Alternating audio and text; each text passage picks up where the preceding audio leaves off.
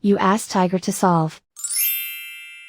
This deals with linear equations with one unknown. The final result is p equals 1. Let's solve it step by step. Simplify the expression. Expand the parentheses. Multiply the coefficients. Simplify the arithmetic. Expand the parentheses. Simplify the arithmetic. Group all constants on the right side of the equation. Subtract 5 from both sides. Simplify the arithmetic.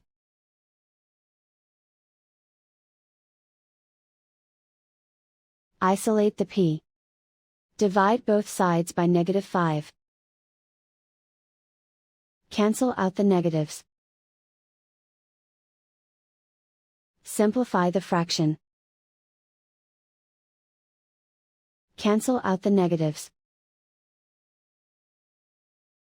Simplify the fraction. And so the final result is p equals 1.